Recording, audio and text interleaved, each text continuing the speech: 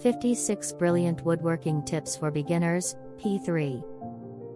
21. Shelf Bracket to the Rescue.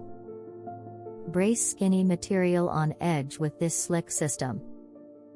Clamp a shelf bracket to a workbench, stand the material on edge and then clamp it to the bracket.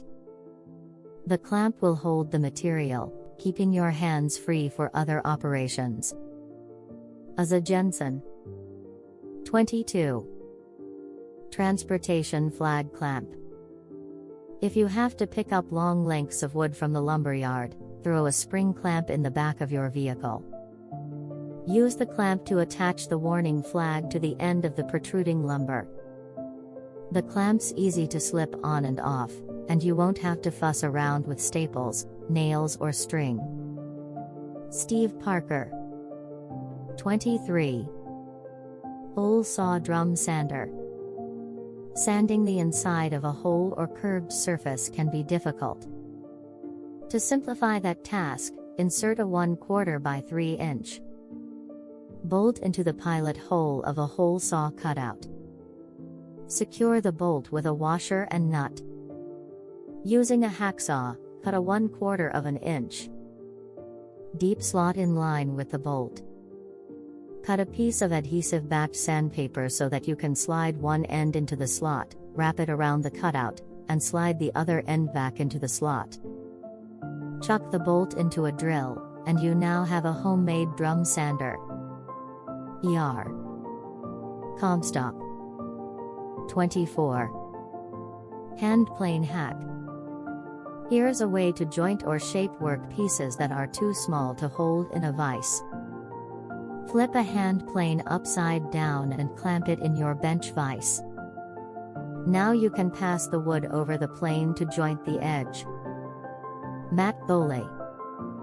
25. Shop-made finishing standoffs. Tired of waiting for finish to dry on one side before finishing the other side? You can purchase standoffs, but it's also really easy to make them yourself.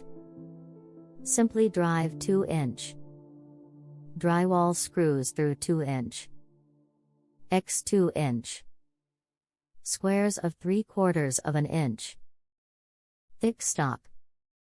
The screw points will leave a divot in the finish that can be touched up later, but I always let the back side of my project rest on the screws while the finish dries.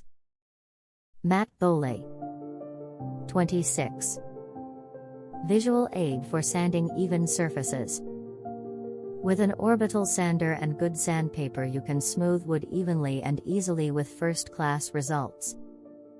When flush sanding solid edge banding, draw a squiggly line across the joint before sanding. The edge banding will be slightly proud of the plywood veneer, so the pencil marks provide a visual aid to make sure that you're sanding flat, and that you don't sand through the plywood's veneer. As you go, you can also test for a smooth, level transition by gently scraping your fingernails against the transition. If it's smooth, your fingers will not catch on the seam between the two pieces. 27. Catchwood chips with PVC pipe. My planer blasts shavings all over the shop floor.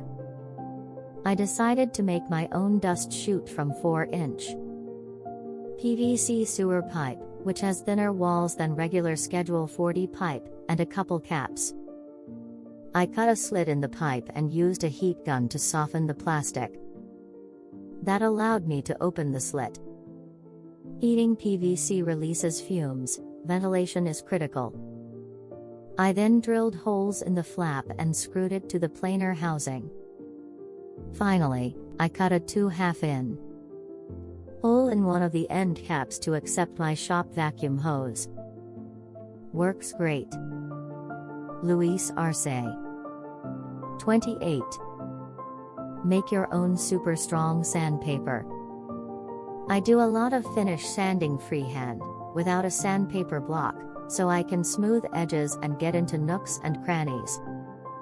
But the finer grits are usually bonded to thinner paper and, at least for me, the paper is too thin and ends up tearing long before the grit wears out. So I apply duct tape to the back of the sandpaper. The sandpaper is still flexible enough to sand a tight radius and it's far more durable. You can use this super strong sandpaper like a shoe shine rag. Chuck Merchant. 29. Socket sander. Sanding concave molding doesn't have to be difficult. Find a deep socket that fits the contour of your molding. Wrap a piece of sandpaper around the socket and hold it in place with your fingers.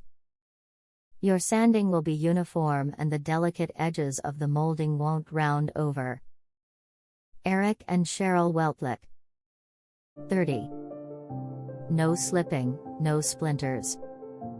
To prevent friction burns and splinters while sanding a curved tabletop, I put on a leather glove and wrapped painter's tape around it, sticky side out. The tape kept the sandpaper from slipping, and the glove protected my hand. Elliot Sennett. Let me know what do you think. Looking forward to your comments.